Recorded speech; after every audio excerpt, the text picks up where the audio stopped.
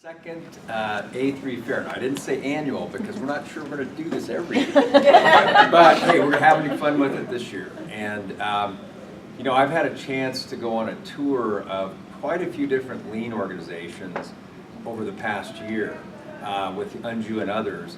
And I started noticing something about the organizations that were making the most advancements in lean, the ones that were the most mature.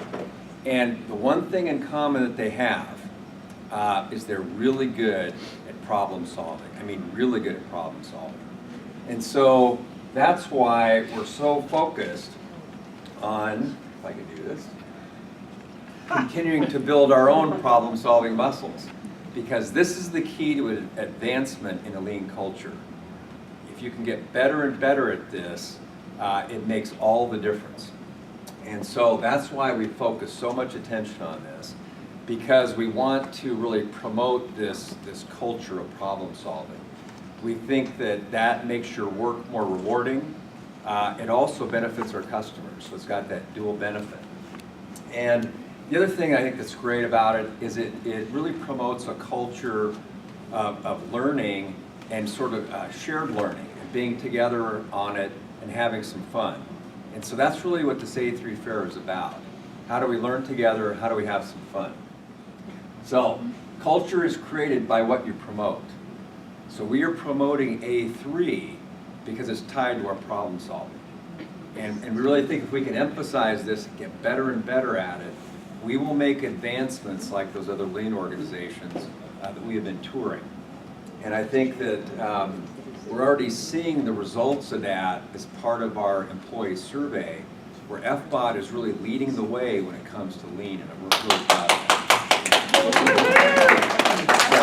that. So you'll see results of that coming out shortly, probably in early December. But I've already seen some previews that, you know, we are making great advancements in this area. We just want to keep emphasizing.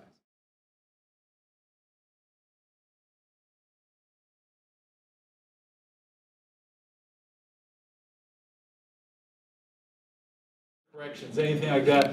Each pay period, each one of us keeps a folder for what we did for corrections, besides entering it and making the correction, make sure it goes through everything, so that we can go back and, now I'm getting distracted, same work. We go back and we put all the stuff in we would keep them all at our desks, storing all over the place, so anytime. So if I would get a request for a research item for a prior period adjustment or a correction that was made here in central payroll, I would have to visit 7 different desks to try and find one piece of paper. No. So we did this little mini A3 because I had 7 team members saying, my desk is full, I have nowhere to put these anymore, what are we gonna do with all this paper?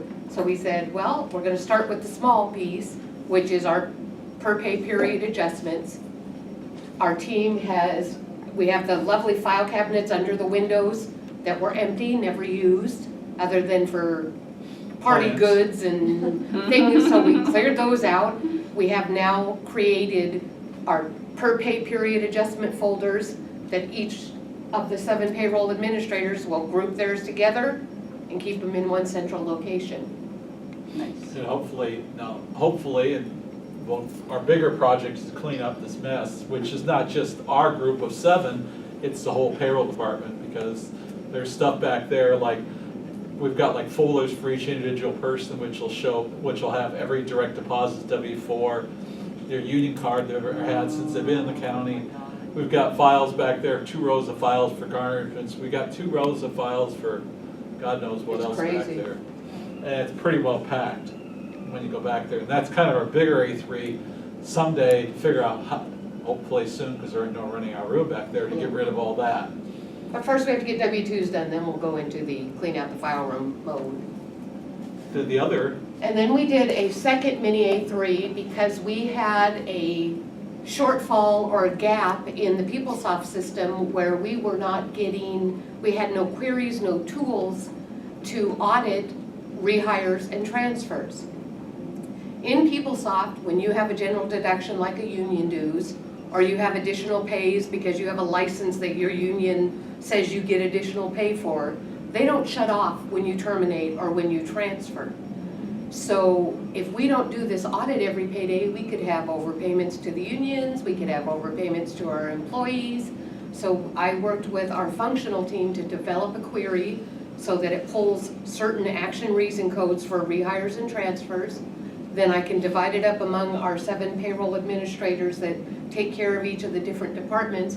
We can audit the payroll system and make sure the employees are getting paid what they should and not having deductions that they shouldn't have anymore being deducted.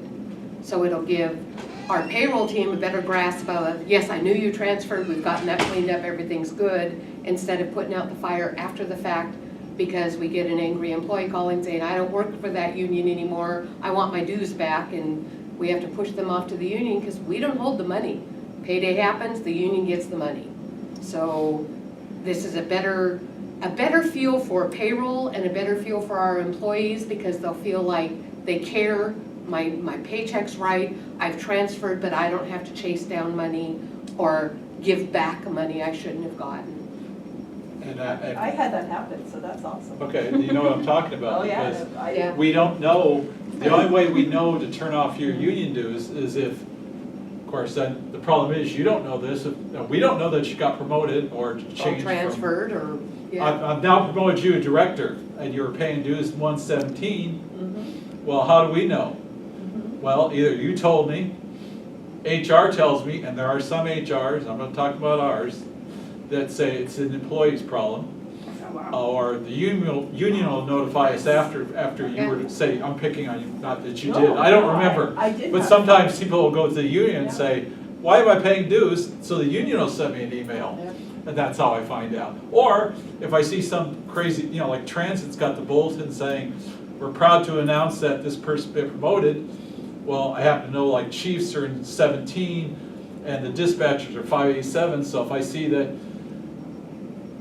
person, that name, I'll say, oh, okay, then I know how to turn off the dues. Yeah. Yeah. And then the other story was for additional pays was I had one person, he left the county, came back a year or 2 later, and after 2 paychecks, he was getting licenses for 17, like for example, I think it's the CPAs, they get 25 a month. 25 a month Yeah.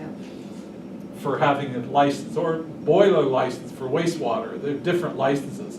Well, if you change positions, we don't know to turn it off.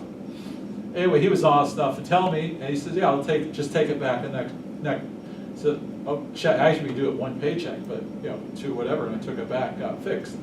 But we didn't know, there was nothing in there that stopped that from happening, and that's how you knew about it. And it's gonna save us a lot of headaches because collecting overpayments from county employees, it's not fun. It's a lot of extra work we don't need to be doing. We just don't have the bandwidth to get the 14,000 plus employees paid every other week, plus all this extra work because of system shortfalls. So we're developing tools to improve the employees' feel for King County and make sure we're not adding work that we just don't have time to do. And as you know, when you got paid too much union dues, you had to go to the union to get the money because we didn't have it. Yep. And it's not easy to that's get. probably No. a pain too. We would like the I find- employees to be happy Yeah. with us, not Which is, upset. it's a very simple, oh, sorry, go ahead. Well, what I was gonna say is I think what's hard is like an employee, I thought it just automatically happened because your PeopleSoft was moving and everything else. So I wish I it did. learned a lot in Yeah. that It's process just- Yeah. of making sure What- because yeah. it is not Which that you already way. went to the HR where you're talking about step increase, but what's funny is, now, you were saying automatic, when they enter a step increase in there, for like that does trigger an automatic, hey, pay Pay Joan retro. Jett a retro, because starting effective January 1st, you should have been paid. That, there is a trigger for that, but there is not a trigger for union changes. Very few of the payroll processes have automatic anything. That's why we develop queries and we just run a lot of audits each payroll. So those are our 2 presentations. We have some fun little trivia facts up there with answers underneath if you want to look. Oh, that's cute. And there are your stamps here and some. Very nice, good job.